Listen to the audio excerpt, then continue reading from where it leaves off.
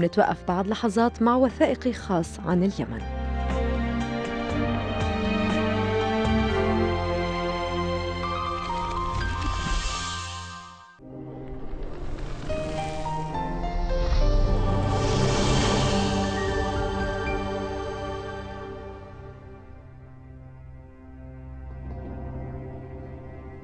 مع كل شروق شمس على صعدة يستقبل إبراهيم أشعة الشمس على وجهه وكأنها المرة الأخيرة.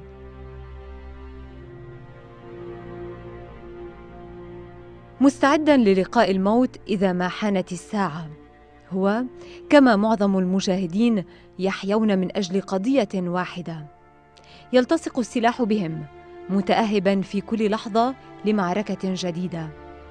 يجولون في الجبال الوعرة بعيداً عن أسرهم في ظروف معيشية صعبة. يمضون أيامهم مؤمنين بأن الله أراد لهم ذلك. دينهم الإسلام، مذهبهم زيدي. يقولون إنهم شيعة يؤمنون بالإمامة. سيدهم حوثي هاشمي من أهل البيت. هؤلاء هم الحوثيون.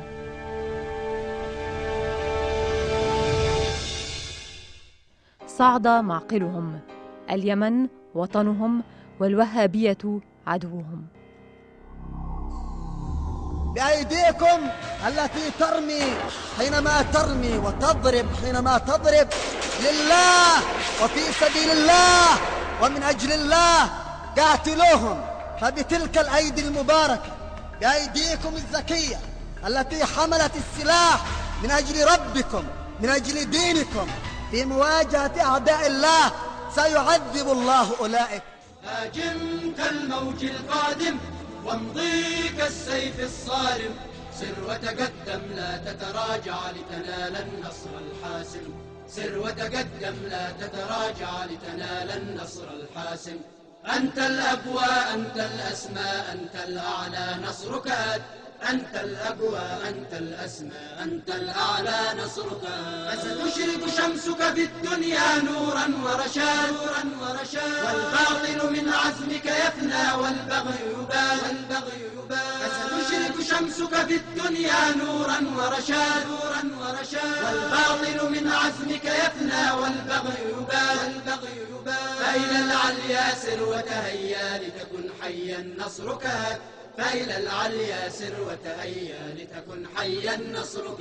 فجر بركانا عارم لتزلزل عرش الظالم، فجر بركانا عارم لتزلزل عرش الظالم. ارفع صوتا بلغ موتا لبني صهيون.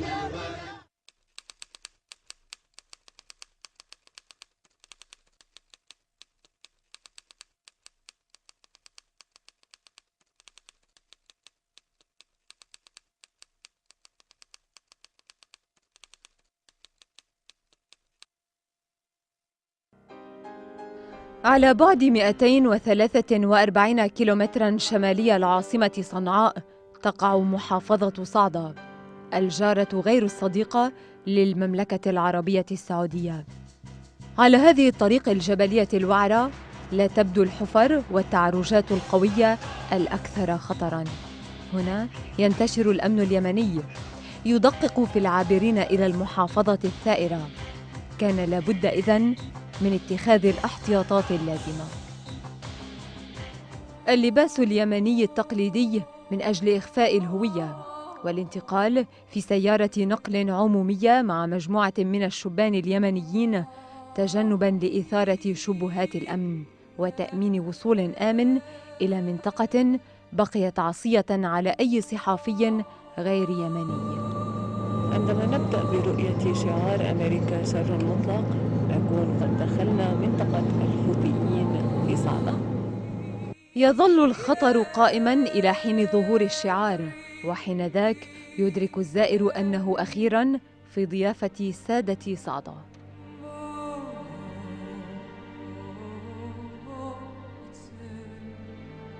من أجل هذا الشعار يقول الحوثيون إنهم حوربوا وقاتلوا وقتلوا. لذلك يوم بسطوا جناحهم على صعدة أصبح الشعار الدليل القاطع على أن في صعدة بعد 6 حروب على الحوثيين الأمر لهم.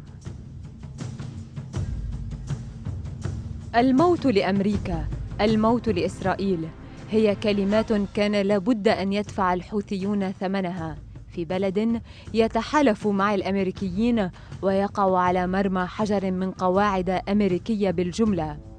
ولكن الحرب التي بدأت عام 2004 عليهم حولتهم من مجموعة صغيرة إلى حالة شعبية تمتد خارج صعدة إلى المحافظات المجاورة.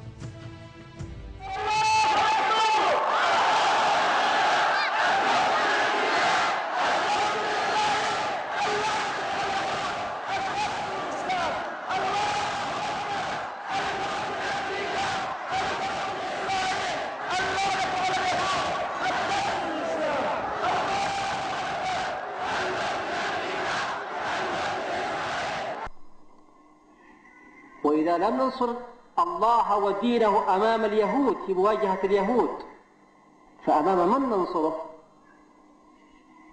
أمام من ننصره؟ إذا سكتنا في أوضاع كهذه فمتى سنتكلم؟ متى سنتكلم؟ إذا سكتنا وهناك من يأمرنا بالصمت سنتكلم. ويجب أن نكرر دائما شعار الله أكبر، الموت لأمريكا، الموت لإسرائيل، اللعنة على اليهود، النصر للإسلام في كل جمعة وفي كل اجتماع. الله أكبر، الموت لأمريكا، الموت لإسرائيل، اللعنة على اليهود، النصر للإسلام. لم يأتي حسين الحوثي بخطاباته وتوجهاته من عالم غريب عن إيمان الزيديين، فهنا في هذه البيئة الجبلية حكمت الإمامة الزيدية اليمن منذ عام 897 ميلادياً حتى عام 1962 من دون شريك. تعود تسميتهم إلى الإمام الخامس الشيعي زيد بن علي بن الحسين. أما دولتهم فتأسست على يد الإمام الهادي. 66 إماماً زيدياً حكموا اليمن نحو 1100 عام حتى جاء ذلك اليوم الذي أعلن فيه عن تأسيس الجمهورية المتحدة. يومها سقطت دولة الإمامة، لكن الإمامة عينها بقيت إيماناً جوهرياً لطائفة زيدية لا يزال اليمن معقلها. من زمن آخر تبدو المدينة عتيقة الأبنية، يكسو الغبار محلها ومنازلها. يظهر جلياً أن الصيانة والتجديد لم يطأا شوارعها منذ شقها. تزيد مساحة محافظة صعدة على 11,000 كيلومتر مربع، أي ما يقارب مساحة لبنان. يسكنها نحو 695 ألفاً. منذ عام 2004 خرج الحوثيون من مدينة صعدة عاصمة المحافظة وانتشروا في القرى والجبال المحيطة. خاضوا 6 حروب على السلطات اليمنية، في آخرها واجهوا الجيشين اليمني والسعودي.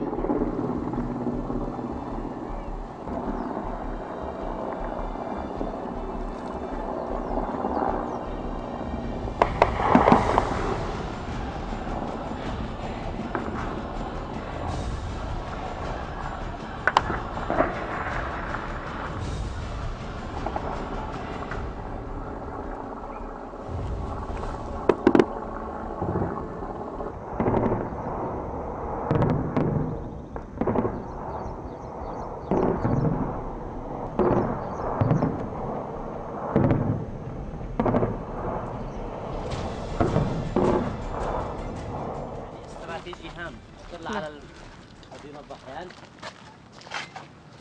كان فيه 3 دبابات. نعم.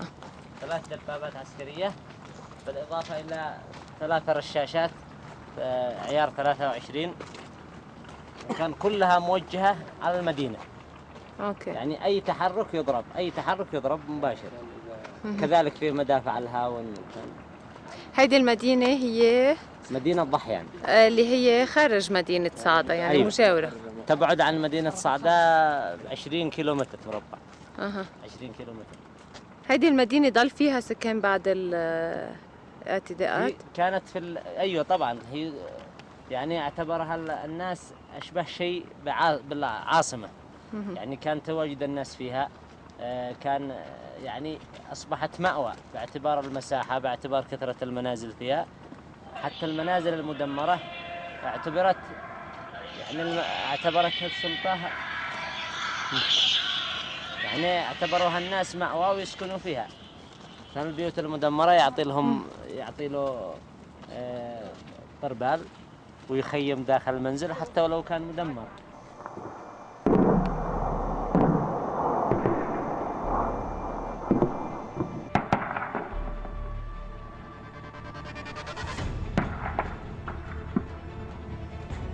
حرباً بعد أخرى زادت مناعة أنصار الله كما يحبون أن ينادوا أو المجاهدين، وتطورت قدراتهم القتالية، إلا أن ضريبة هذه الحروب جاءت مرتفعة على العائلات والأنصار والقرى. تمييز المدارس وين كانوا عم يروحوا بس كانت عم تتدمر المدارس؟ ما في مدارس بديلة؟ ما كان في مدارس بديلة. كنا نحرص على تدريس أبنائنا حتى ولو تحت الشجر، يعني نعلمهم القراءة والكتابة وتعليم القرآن الكريم. أهم شيء ألا يبقوا في أمية. إذا كانت تأتي مدارس، يعني يأتي مدرسين وموظفين تفتح لهم مدارس أو يجلسوا يعني تحت الشجر. يعني الآن المعاناة شديدة في التعليم، لكن احنا تجاوزنا هذا، يعني عملنا على أساس أن نقيم تعليم بديل. نعم. يعني إذا كانت الدولة قد خربت المدارس ودمرت المدارس، تريد أن يعني بسياسة تجهيل أن تعيدنا جهلاء، احنا عملنا على أن يكون الأطفال متعلمين، فتحنا لهم أماكن للتعليم وللدراسة، والحمد لله رب العالمين. يعني وصلوا إلى مراتب عليا، يعني أكثر حتى من المدارس، لأنه بيجي اهتمام من دافع مسؤولية أكثر من أن يكون معلم من أجل المعاش. شو اسمك أنت؟ عابد. أنت من هون؟ أنا من صعدة؟ أنت كنت هون بس إجت الحرب؟ شو بتتذكر من الحرب؟ وإيش بنتذكر من الحرب؟ نتذكر القوادح والهوامات والشظايا. بين مين ومين كانت الحرب؟ مين ومين حرب؟ بين المجاهدين والدول. أنت مع مين؟ المجاهدين. ليش؟ كذا. ليش مع المجاهدين؟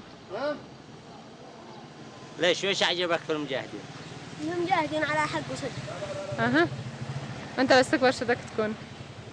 أنت بس تكبر بدك تكون معهم؟ يعني حين تكبر وإيش بدك تجي؟ دكتور ولا المهم ننفع المجاهدين. شو عملوا ليش العساكر؟ العساكر. أنت بس تكبر شو بدك تكون مع مين؟ بس تكبر أنت مع مين بدك تكون؟ مع مين؟ مين بدك تجاهد ضد مين؟ ضد من يعني؟ من بتقاتل؟ مين عدوك؟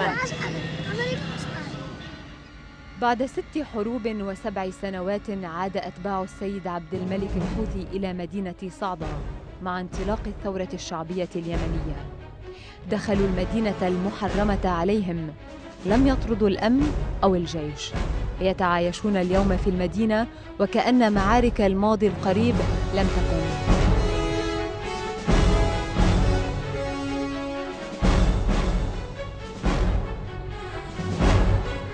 في الأسواق أصبحت أناشيدهم عادة. ولإسرائيل وأمريكا موت وعذاب وهوان، الله الأكبر نرفعها عاد الحوثيون إلى مدينة صعدة بعد 7 سنوات من التهجير القسري إلى الجبال المجاورة ليجدوا مدينة قد دمرتها الحروب المتتالية، لكنهم يرون أن ثورتهم قد انتصرت، فها هي معظم المحافظات اليمنية تطالب بما كانوا يطالبون به منذ سنوات: تغيير النظام وإسقاط الرئيس.